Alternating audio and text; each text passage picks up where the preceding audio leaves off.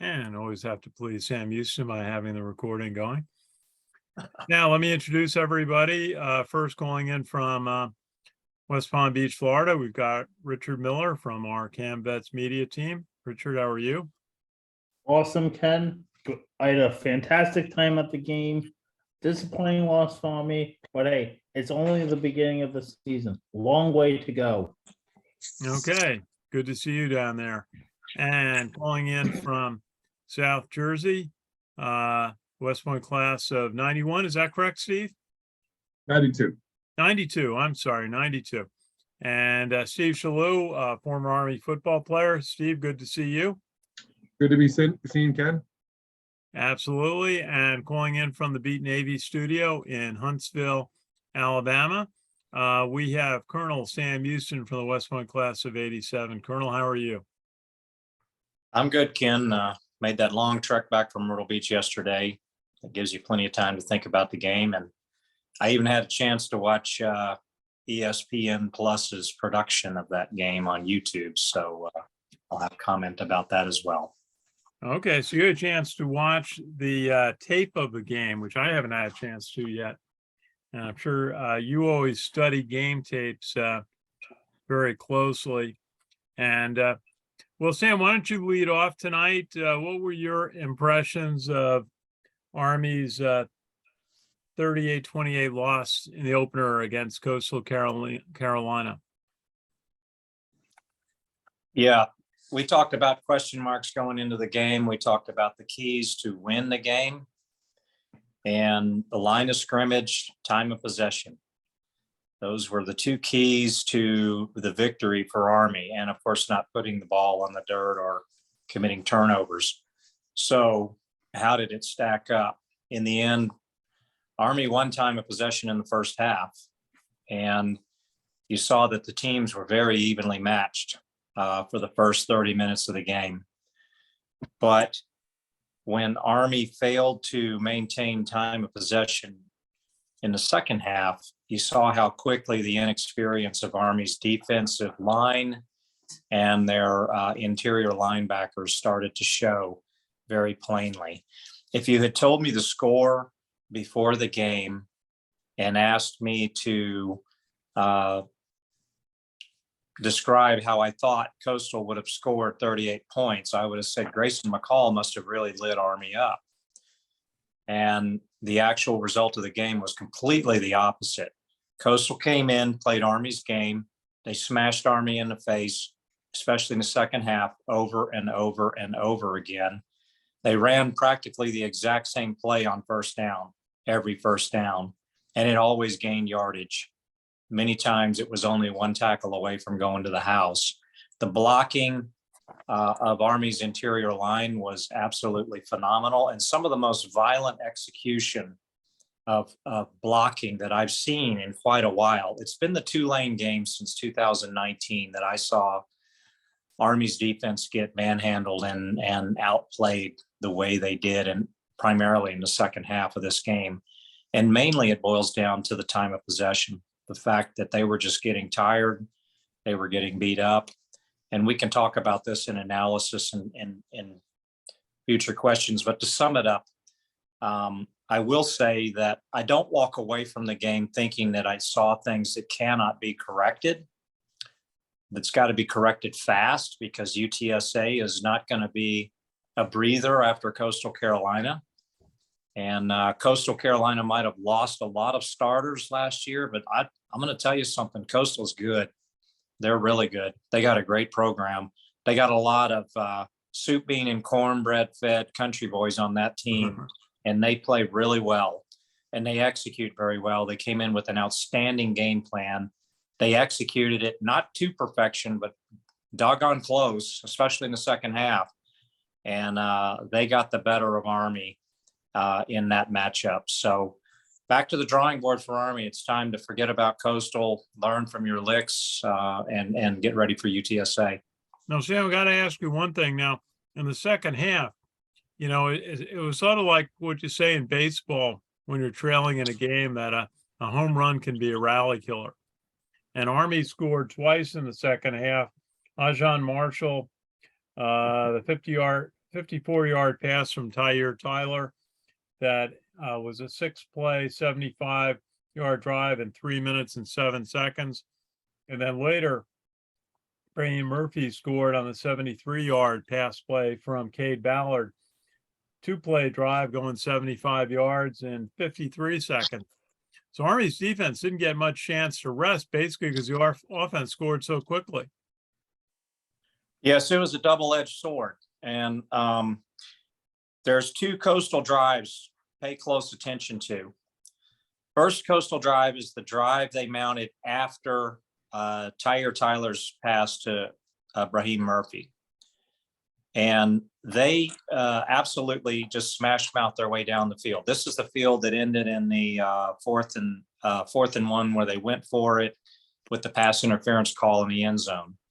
And I might add that I'm not saying that it was not pass interference, but I will say that there was a similar play earlier in the game, almost on the exact same fade route with the exact same coverage and the exact same outcome that did not get called. So, it is very interesting. However, it's how Coastal drove the ball down the field.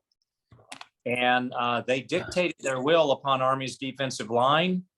And they basically just wore the defense out. Yeah, on that drive, they ground down on inside the 10 with the 4th and 1, but they did get the penalty and they stuck it in. Then watch the drive after the Cade Ballard touchdown.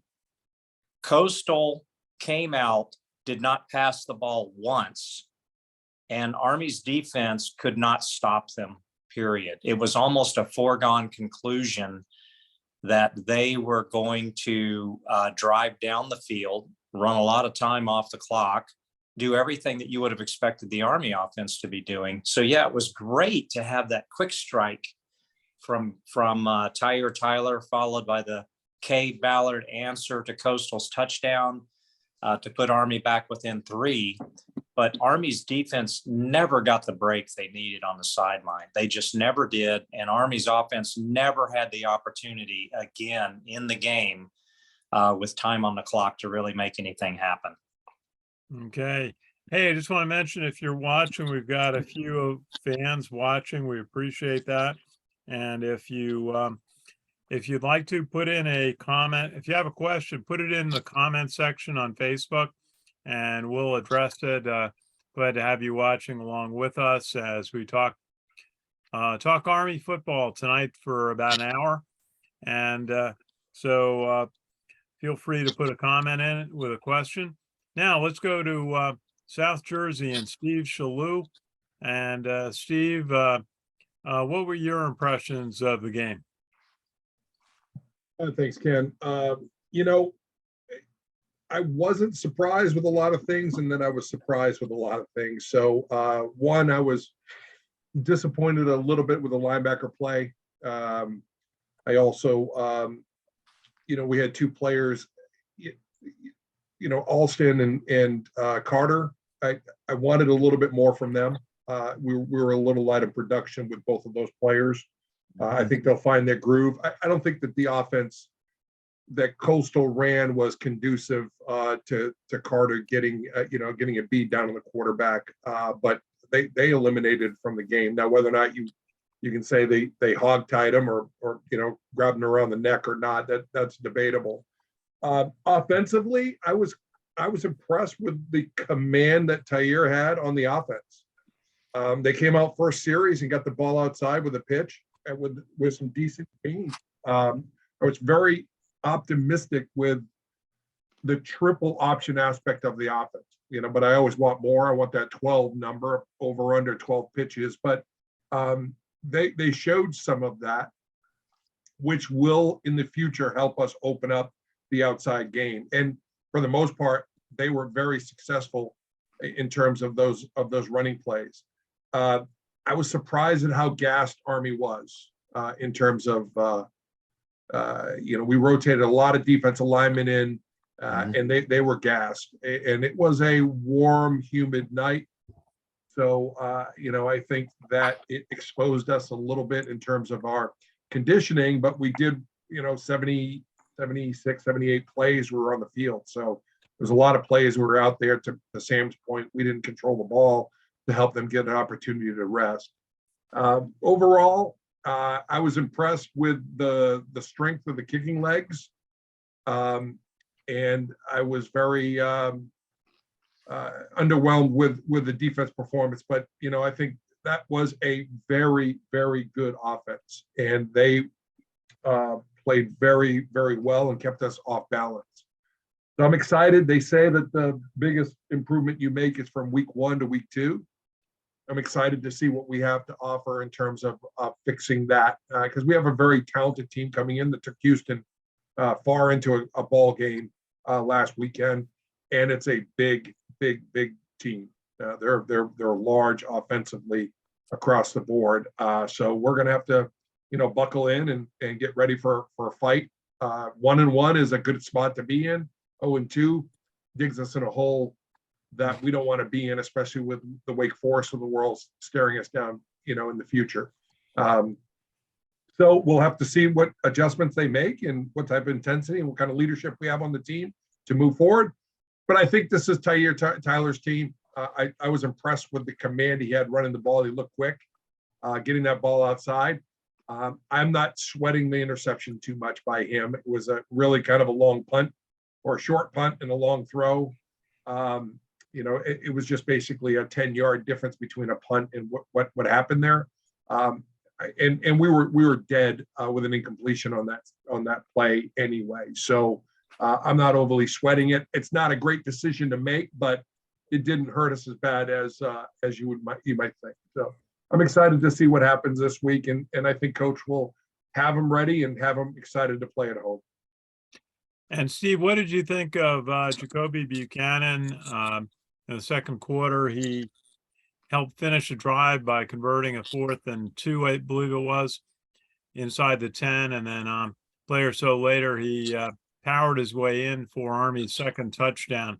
Really showed his strength to make a play when Coastal defense, you know, was pretty well set up to prevent a short yardage gain.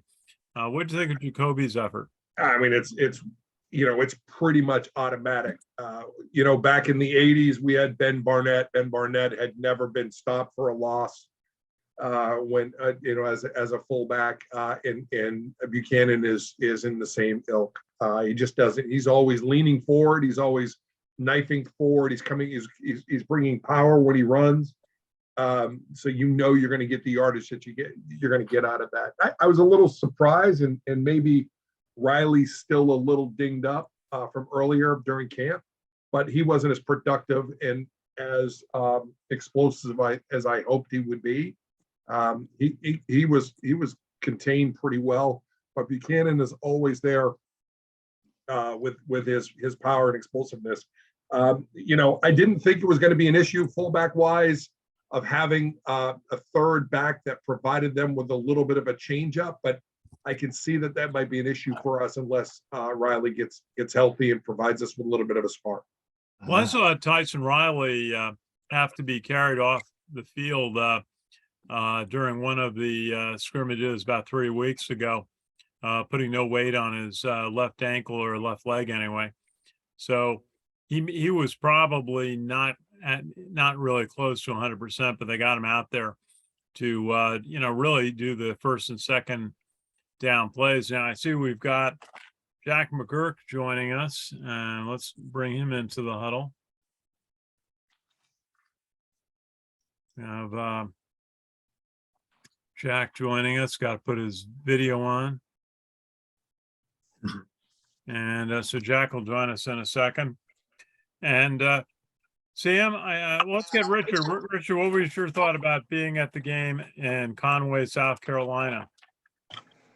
Well, first off, awesome. I had an absolute blast sitting next to Sam. The highlight, you know, also getting together with you and him for dinner. That was cool. Now on to the game. The game itself, Army, you know, they just didn't play up this team at Coastal Carolina really ran, and they came, and I think they made the most of those plays. Army, hey, it's one game, back to the drawing board. But but going through, I think some of even the scores that that all that happened early on in the game. Army is not able to really quote unquote actually capitalize on even Okay. some of the opportunities after being being tied at halftime. Then you got the Hensley field goal, Reese's 14-yard pass, 24-21. Army just could not come back, and Coastal Okay. Carolina just kept it rolling from there. Hey, it's one game. There's a learning experience. A lot more to go into going into week 2. Okay. Okay, Richard, there you go. Let's say hi to Jack McGuirk. He was just here a second ago. We had a Jack McGuirk sighting. And I'm here. How you okay, doing? there he is. Okay, thanks, Jack. I know we changed the time around a little bit. How are you? Doing well. How are you? Okay. Now, what did you want? Were you able to watch the game? I know it was kind of difficult. You had to subscribe to ESPN Plus. Unfortunately, I didn't have a chance to watch it, but I looked at some of the recap and highlight stuff. It was it started off pretty well for Army. Terrell Robinson, great game for him. 135 yards rushing, had that big, it was a 70-yard touchdown run, and a pretty good game for Cade Ballard and Tahir Tyler. Each of them had a nice touchdown pass in the second half. In fact, it was a 14-14 tie in the first half, so it looked pretty good for Army. But fortunately, the Coastal Carolina offense was able to come up with a few touchdowns and a field goal and outscore Army in the second half. Absolutely. Now we're going to come back to you in a few moments, and you're going to tell us about the Navy and Air Force games. I just want to get back to Sam, because one of the I think concerns that we had about the offense is on the rushing game, when you take out, Army had 202 yards rushings in 39 attempts, and you take out the 70-yard run by Tyrell Robinson, you're down to 130 yards. And really, that's just, I think, 3.5 yards a carry. That's not going to do it. Fullbacks were struggling, except, making the short yardage.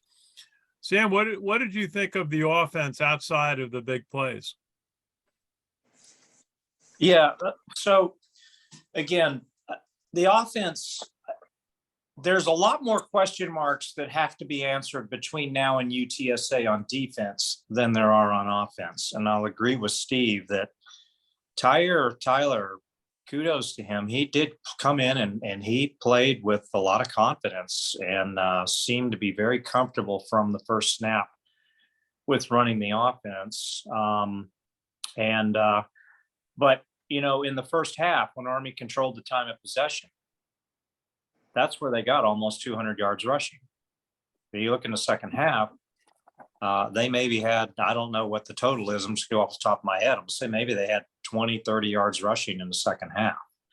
So the first half was an Army football first half. And the Army offense looked a little rusty, as you would expect on the first game.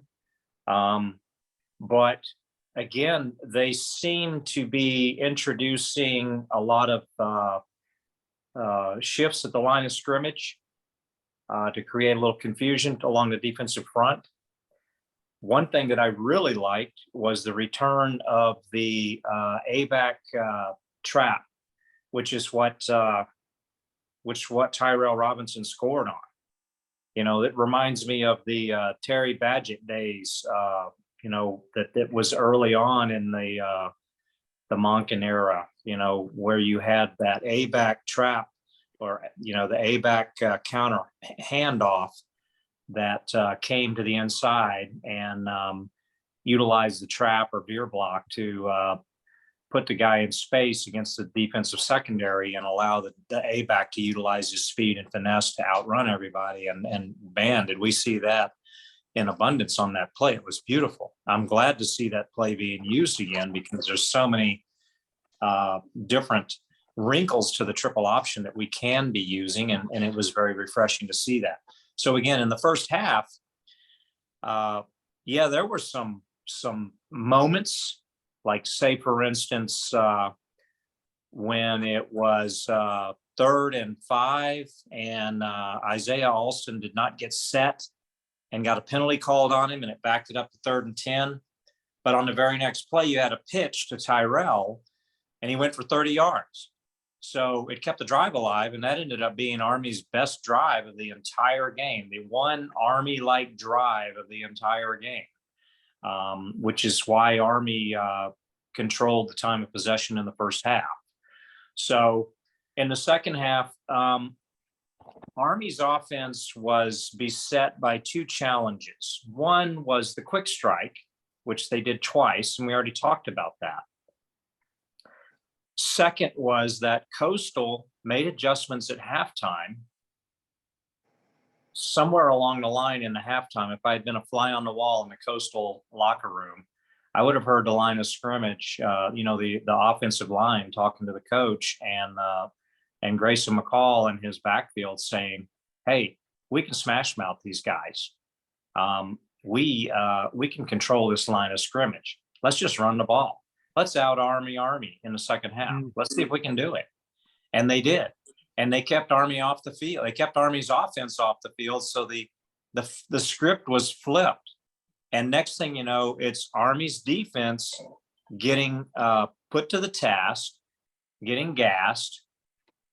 And I've never seen as many defensive substitutions happen in the game as what I saw in the second half. Every single play, you saw a whole package of players going in and out because they were getting gassed. Trying to keep them fresh because of. So, yeah, Army deal. scored. So Army scored 2 touchdowns in the second half. They scored 2 touchdowns in the first half. Time of possession for Army in the first half was 16 minutes. Time of possession for Army in the second half was about 8 minutes, 8 or 9 minutes. So that is the tail of the tape right there. And so I do not feel that much consternation about Army's offense going into UTSA. I think they're going to be even more crisp against UTSA at home. I think the execution is going to be a lot better. I think they have a lot of confidence that they can score. They can score on a drive. They can score on a quick strike. It's the defense that really has the question marks, and they are abundant, and they are, they're coming in spades. So, I told you on the phone last night, and I don't want to turn this into a defense question because we can get into it, but I'll just go ahead and say, because I brought it up last night on the phone when we were talking, I said, as far as Army's defense is concerned, it's either the players are not as good as we thought they were, or B, it is the defensive play calling and the adjustments that were being made. If it's A, then we've got some real challenges, and we're going to have to search the bench real hard to find people who can go out and fill the shoes of people like Nolan Cockrell and Eric Smith. If it's B, and it's the play calling and adjustments, and it's on Nate Woody to make sure that come Saturday, we've got the players in the best position to be able to make the plays and to control the line of scrimmage much, much better than they did, which they did not do at all against Coastal Carolina. We'll be talking to Nate Woody after practice tomorrow. So we'll have a update directly from Coach Woody, who everybody thinks is a great defensive coordinator. And the players really react to him very well. We saw that in 2020 when he came aboard, no spring practice, and they had a terrific defensive season. We have a couple of questions from the audience, which is really terrific. Awesome. We've got Ann Henry, who is asked, the A-back trap is beautiful and seems to work every time.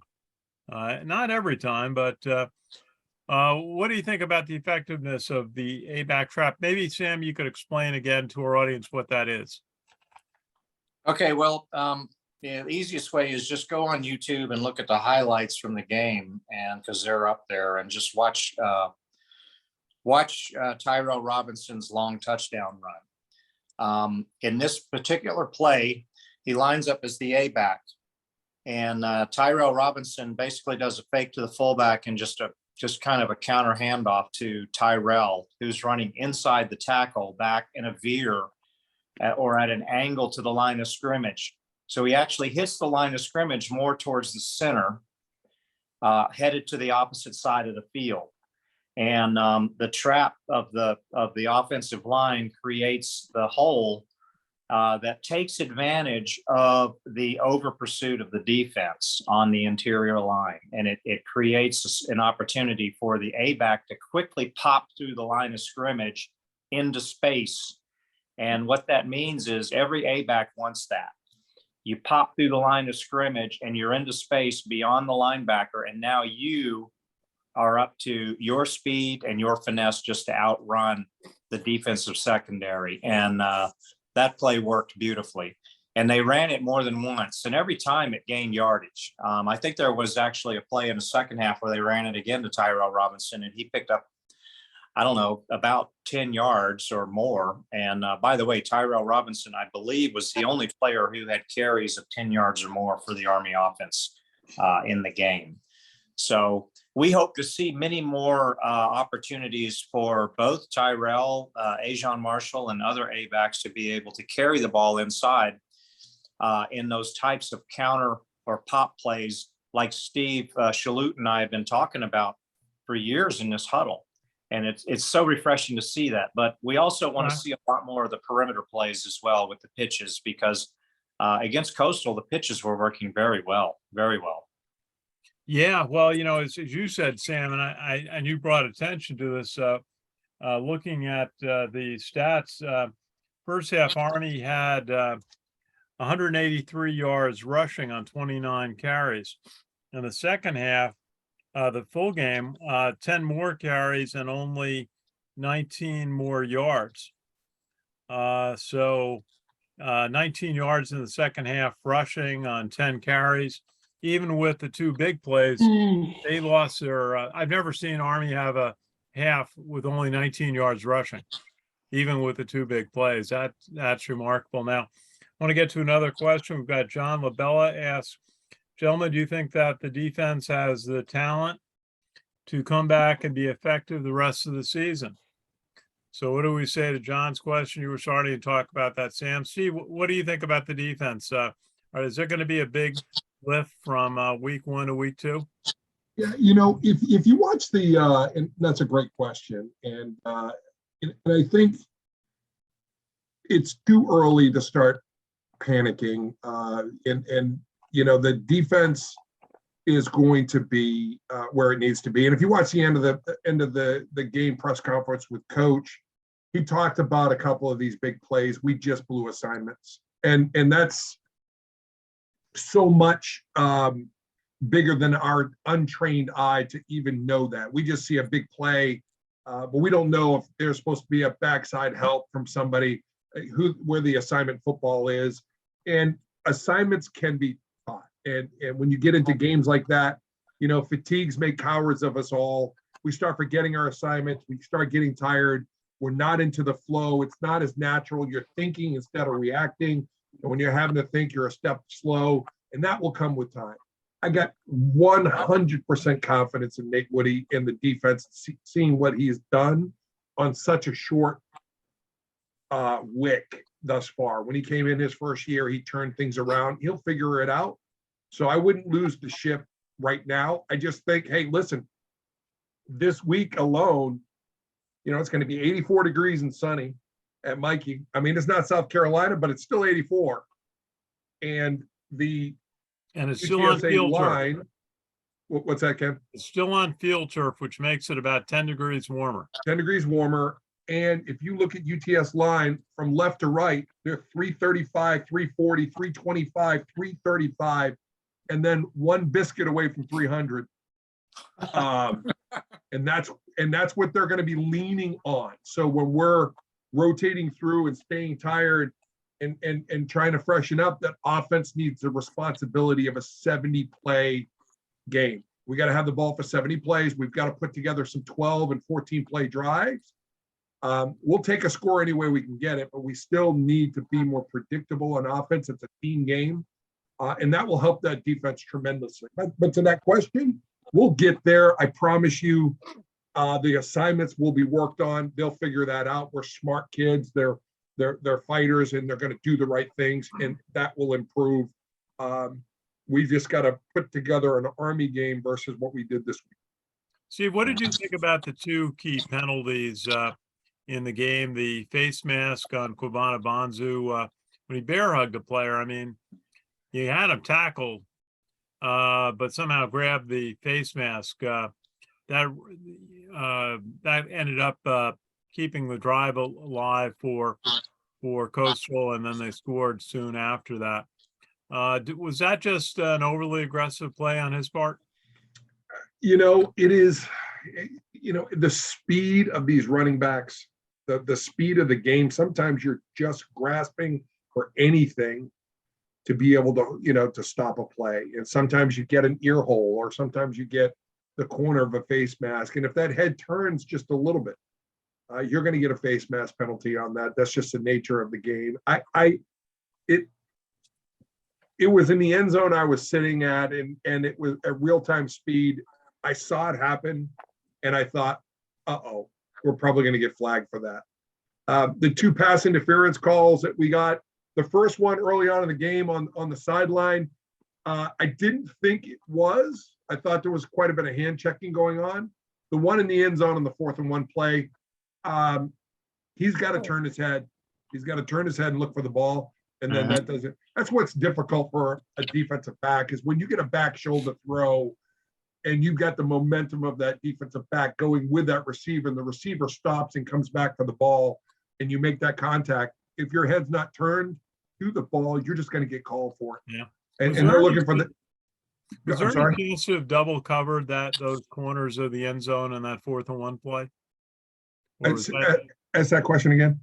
Was there any potential to have double covered the corner of the end zone on those plays of 4th and 1? Yeah, there was lots of, but on a 4th and 1 with a successful running attack, you got to pick your poison. Are we gonna stack the box and try to stop that run, or are we gonna go to the outside and try to protect the one-on-one on the outside with a receiver?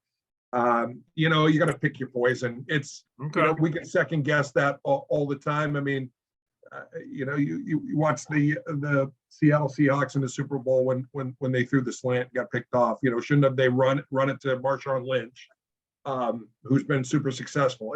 It's a guessing game at that point. You just hope that you can make a play. But I thought that was I didn't think that was egregious in terms of a pass interference call, and it was a good play call on their part, because you have the chance of making a catch, but you also have that chance for a pass interference on a short thrown ball, which happened. Okay, well, thank you, Steve. And let's go to Jack McGuirk, who has a report on the Navy loss and the big Air Force win. Tell us about those two games, Jack, if you would. Sure. I'll start off with Navy. Navy had a tough loss, 14-7 loss against Delaware. The midshipman's only score of the game was on a 2-yard carry by Ty Labatai with 29 seconds left in the third quarter. Labatai was 5 for 13 with 135 yards passing. Navy had 319 yards total offense, 184 rushing, and that 135 passing, as just mentioned. Fullback Daba Fofana led the midshipman with 47 yards rushing. Navy was 5 for 16 on third downs, but it was the turnovers that really hurt Navy, the fumbles. They actually had 3 fumbles. There were 3 fumble turnovers early in the game. They had 5 fumble turnovers all of last season. So, Jack, those were 3 fumbles where they lost the possession of the ball? Correct. Yeah. That's hard to do in one quarter. Yeah. Well, on their first play, Navy's first play from scrimmage, Ty Labatai lost a fumble on a handoff between him and the fullback Anton Hall Jr. And Delaware recovered that to Navy 21-yard line. A couple plays later, Delaware scored a touchdown. And then Labatai had another fumble recovered by Delaware later in the first quarter. Anton Hall also had a fumble earlier in the second quarter, both recovered there. Navy defense, on the other hand, had a pretty strong game, holding Delaware to 202 yards total offense. The Fighting Blue Hens were just 2 for 13 on third down conversions. Colin Ramos led the Navy defense with 9 tackles. John Marshall, the captain, had 2 sacks in the game. It was Delaware's first win over an FBS team and Navy's first loss to an FCS team since Delaware beat them in 2007. But Navy is back home on Saturday against Memphis. Okay. And that's not going to be an easy game. That'd be a Memphis tough are game actually for Navy. Sam, what's your thought on the Navy offense giving up 3 fumbles and that would really cause a coach to go ballistic seeing that. As a tough loss. I mean, I wasn't watching the game. I was at a pre-tailgate at the time the Navy game was going on at a really fabulous residence there in Myrtle Beach, a nice little pool tailgate that I was enjoying immensely. But we were keeping track of the Navy score and checking up on the stats, and it was very shocking to see that Delaware was winning and that Navy, I kept saying, this is where Navy makes a comeback. Okay, this is where Navy makes a comeback. Okay, this is where Navy makes a comeback. They never did. So it's either A, Delaware is a really good FCS team. B, Navy is not good at all on offense, period. C, a combination of both. Or D, Navy just had a really bad day of bad days to lose to an FCS team. The fact is that Navy, even though the score was close, you kept thinking that Navy was going to mount a second half comeback and start taking control of the game. But the fact of the matter is they never did. And Delaware was able to score again. Even after Navy scored, I believe, to tie it up. And actually, I think, no, Delaware was up by 2 touchdowns when Navy scored. So you were thinking that Navy was going to be able to take control of the game from there. After all, it was a home game, but they didn't. So having not watched the game, just looking at the stats, it's very clear that Navy probably has a lot more question marks than Army does right now, way more. And it's unfortunate because I know I had just read an article on Friday where Coach Namatololo had basically said that Navy is going to put their losing seasons behind them. And then to open up with that type of a loss, which can really put the zap on the heads of the players pretty hard about where they stand as a football team, how good they are, how well they play together, and knowing that they have a tough opponent coming up. So it's still, but, you know, to go back to what Steve is very fond to remind us at all times, it's way too early in the season to say that Navy's not going to be able to rebound. You know, they are a well-coached team. They draw from the same talent pool as Army and Air Force. They had a bad day.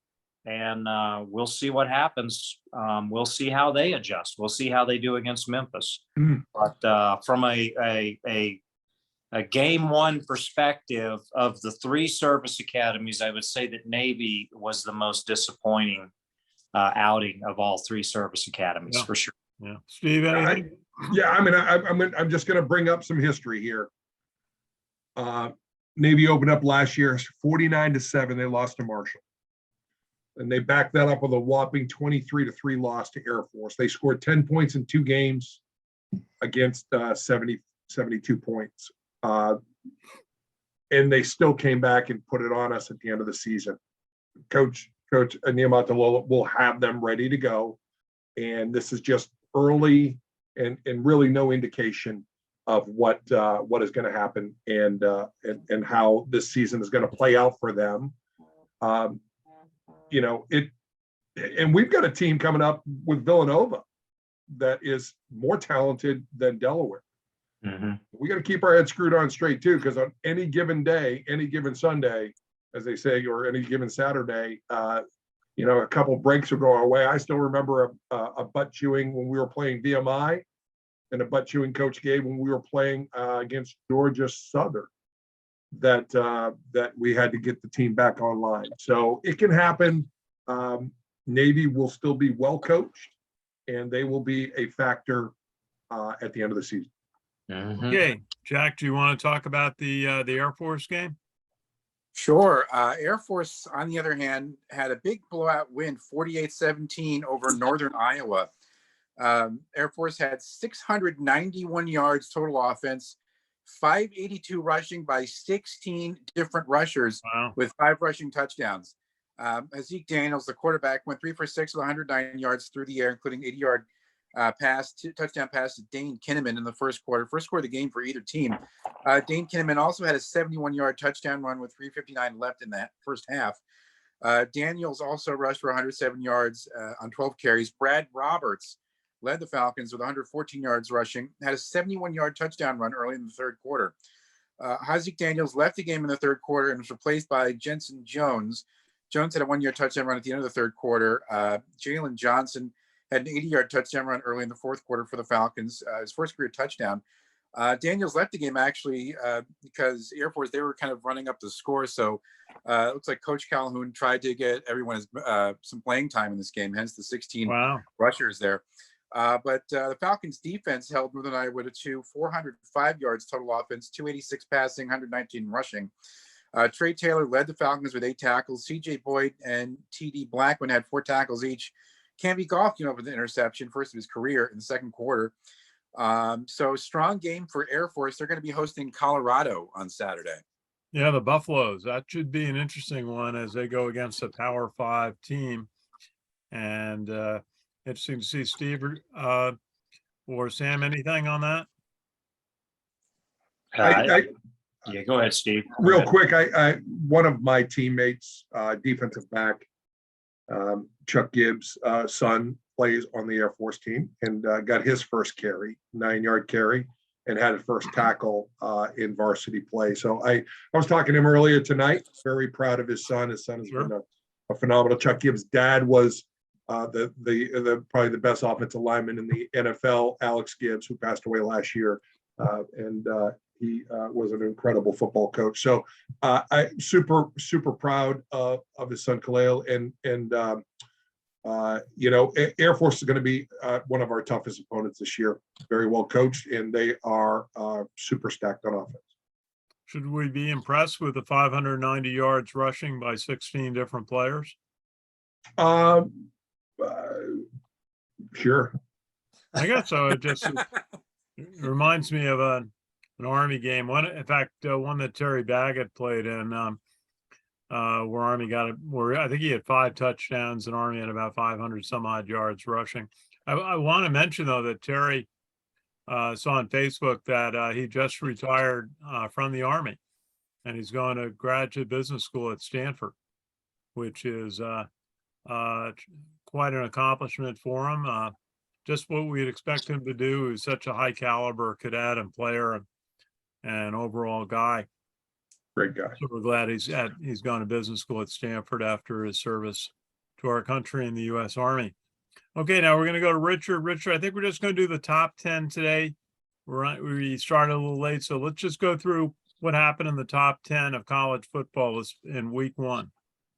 Okay, this week in college football, Oklahoma State defeated Central Michigan 58-44. Number 17 Pitt 38-31 over West Virginia. Number 22 Wake Forest demolishes VMI 44-10. Number 15 Michigan State 35-13 over Western Michigan. The Alabama Crimson Tide 55-0 over Utah State. Alabama starts the year at 1-0. Number 2 Ohio State and number 5 Notre Dame 21-10 victory for the Buckeyes over the Fighting Irish. The defending national champions. I gotta remember to say that each time I say this team, the Georgia Bulldogs, they are the defending national champions and started off very good, 43-9 over number 11 Oregon. Georgia ranked number 3. Georgia's 1-0. This was the Chick-fil-A kickoff. Sam Houston and number 6 Texas A&M. Texas A&M 31-0 victory. The Aggies are 1-0 on the season. Florida Gators 29-26 over number 7 Utah. The Gators get the bite get the last bite and defeat Utah by 3. Jim Harbaugh's Michigan Wolverines defeat the Colorado State 51-7. Michigan, ranked number 8 in the country, is 1-0. The Oklahoma Sooners 45-13 over UTEP. UTEP is 0-2 on the season, while Oklahoma is 1-0 on the season. Also, you have number 10 Baylor 69-10 over Albany. Number 10 Baylor is 1-0 on the season. Albany is 0-1. Number 13 NC State. They must feel lucky being right there because they got a 21-20 victory over East Carolina. The East Carolina is 0-1, while NC State is 1-0 on the season. Number 14 USC 66-14 over Rice. Rice is 0-1, while USC is 1-0 on the season. Number 16 Miami and Bethune-Cookman. This was absolutely no contest. 70 points for number 16 Miami, 70-13 over Bethune-Cookman. Number 18 Wisconsin defeating Illinois State 38-0. Wisconsin's 1-0 on the season. Also as well, let's see other games on here as well. Number 19 Arkansas defeating number 23 Cincinnati 31-24. Number 20 Kentucky defeating Miami of Ohio 37-13. Number 21 Ole Miss 28-10 victory over Troy. Triple overtime in UTSA. It's number 24 Houston 37-35 in that one. Houston gets a thrilling win to start their season. Number 25 BYU. Well, they put up 25 more points than where they are ranked. 50 points for the Cougars over the South Florida 50-21. And last night it was the Clemson Tigers, number 4 in the country, 41-10 over Georgia Tech. Okay, Clemson 41, Georgia Tech 10. Very Clemson good. stings the Yellow Jackets. okay, Richard, very good. Any of those games stand out to you, Steve or Sam or Jack? Well, that one he just mentioned, that San Antonio game, Houston-San Antonio, ending in triple overtime, 37-35 win for Houston. That shows that this is going to be a tough game for Army. In fact, the San Antonio quarterback, Frank Harris, had 337 yards passing, 3 touchdown passes, and a rushing touchdown in that game. So this could be a tough one for the Black Knights on I Saturday. think, what did UTSA have to score 2 touchdowns in the fourth quarter just to put it into overtime? Mm-hmm. So Yeah. And they it's won gonna be in a triple formidable team overtime. coming into Mikey Stadium on Saturday. Yeah. Okay. Yeah. Let's go into our lightning round on what we think is going to happen on Saturday. Home opener for the Army Black Knights at Mikey Stadium, 12 noon start, available nationally on the CBS Sports Network. Let's start with Jack. What do you think the score is? Army and Texas San Antonio. Oh, this is going to be a tough one for Army, but I'll give it to Army, say 21-17 Army. 21-17. Let me just get that down. So Jack's got 21-17. And very good. Okay, Richard. What are you going to say on that one? Are you going to put the kibosh on Army this week? Am I going to put the kibosh on Army? Oh man, I think I've got some. I think I'm actually at the fun for some ripping from and I'm talking about you, Sam. I think I'm a little bit at a poise for ripping, but this game right here that Army is playing. Can I really see? Is it really difficult to start off 0-2 and then rebound? If you play good, play What? good team. As someone said in 2018, Army lost to Duke, then lost to Oklahoma, and didn't lose again. That was back in 2018. UTSA, I must say that they have speed. They have the agility. They seem to be more ready to play. So Army, you better come to play because I'm Yeah, telling what's the you. score, Richard? Okay, score Army. Army 24, UTSA 14. Okay, so you think Army's gonna come up with a big defensive game? Gotcha. Yes, Okay. 24-14. Okay, now let's go to Steve Salou. What do you think on what do you think's gonna happen on a score Saturday, Steve? Yeah, it's going to be a high scoring game. I think we're going to have a little bit more in the time of possession portion of it. We'll right the ship defensively, but they'll still score some points. I liken UTSA to the Western Kentucky team of last year. So I'm going to say 38-34 Army.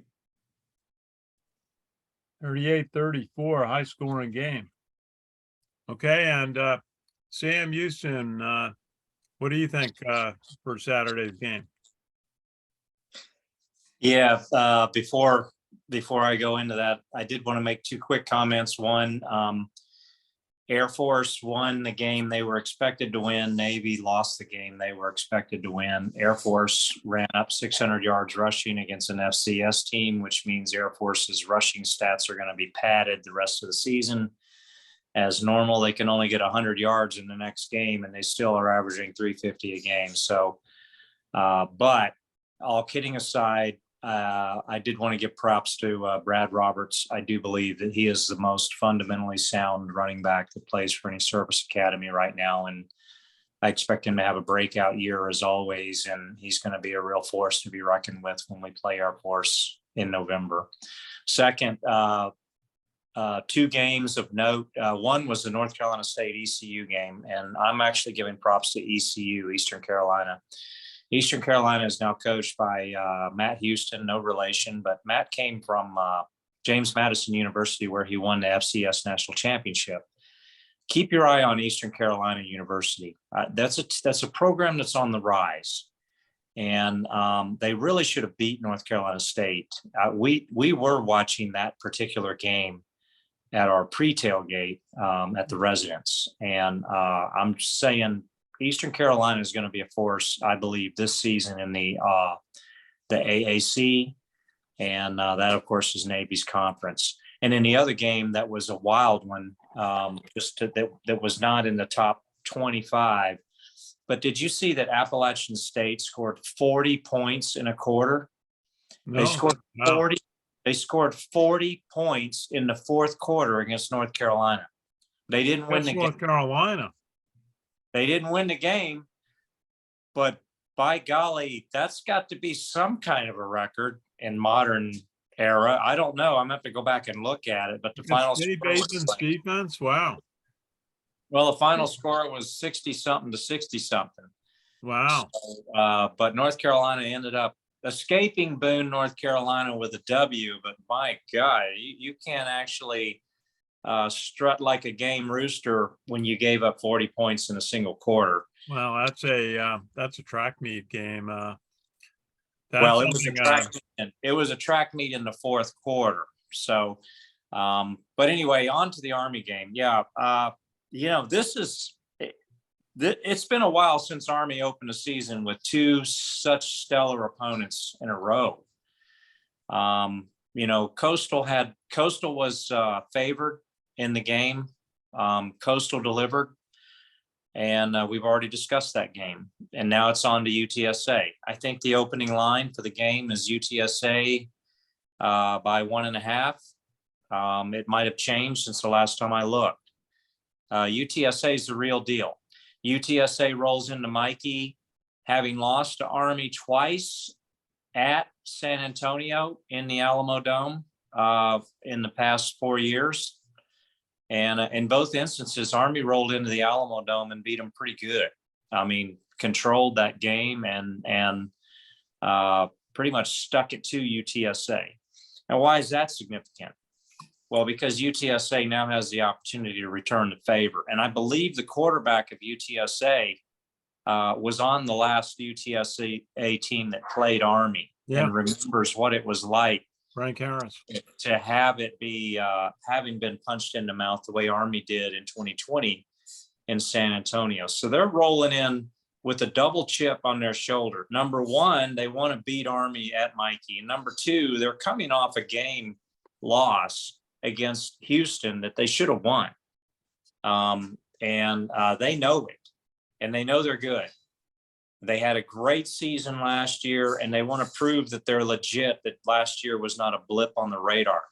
All of these things represent a humongous speed bump for Army in getting on with their season and recovering from a loss to Coastal Carolina.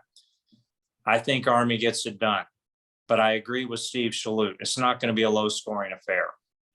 There's going to be some defensive adjustments made, and there's going to be some offensive adjustments made. But the deciding factor of this is the fact that it's going to be in Mikey. Army's going to be back at home.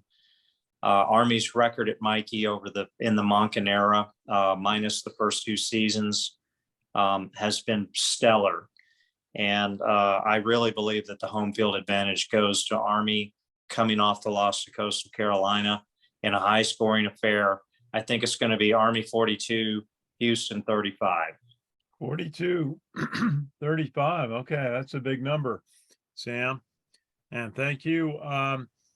I see Army's offense continuing to be productive, and UTSA is going to have watched that game film and is going to be taking Army's passing game a little bit more seriously than Coastal did.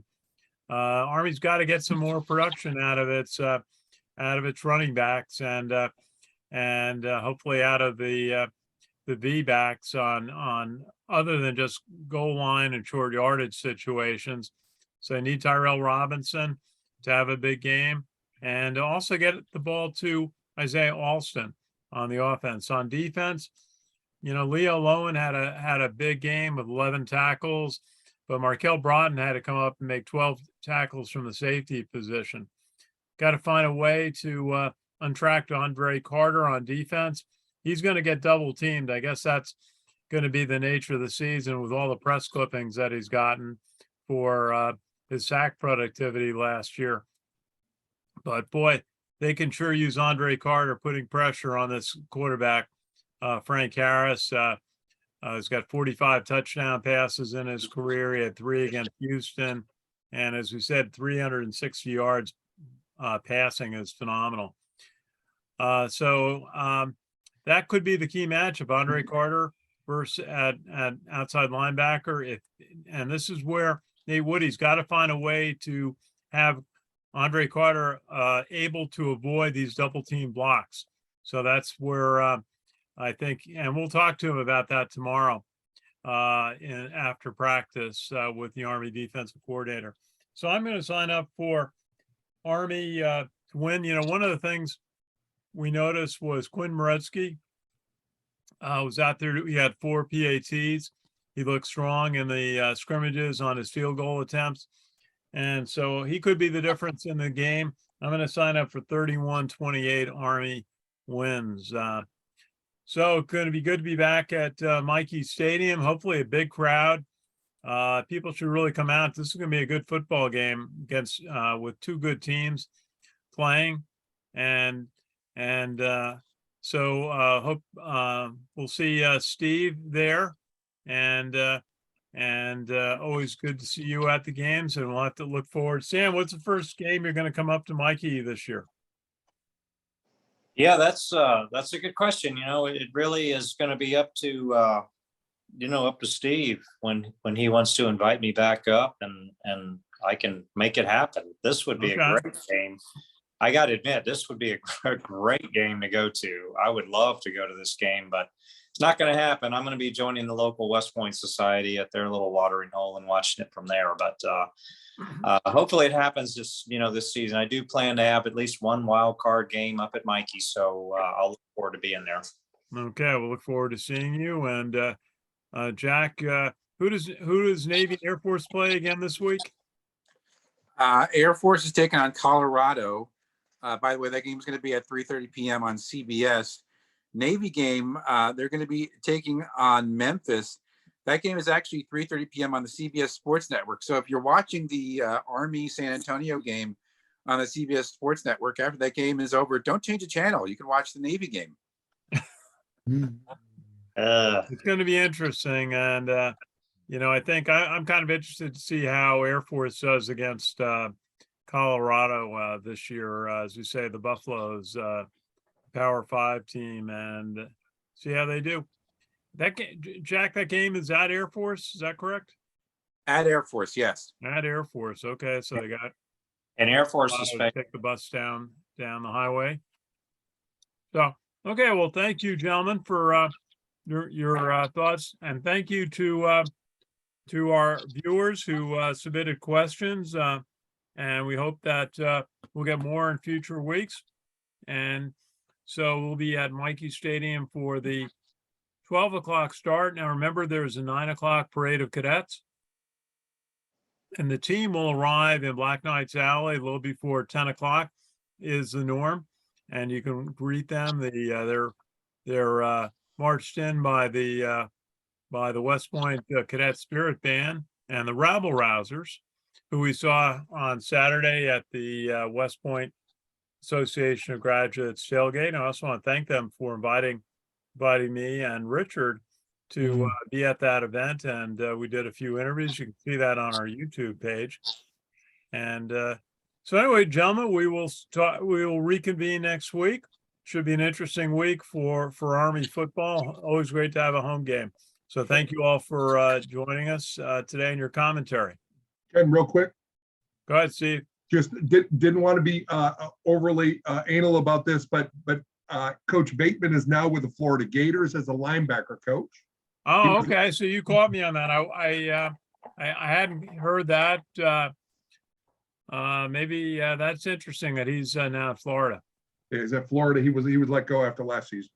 Okay, good catch on that one. See, appreciate it. Okay, that's it for tonight. We'll see you at Mikey Stadium on Saturday, or you can watch it on the CBS Sports Network starting at 12 o'clock. And so this is Ken Kraetzer for CaMMVetsMedia. We cover cadets, midshipmen, the military, and veterans since 2008. Thanks for watching. We'll see you again next week.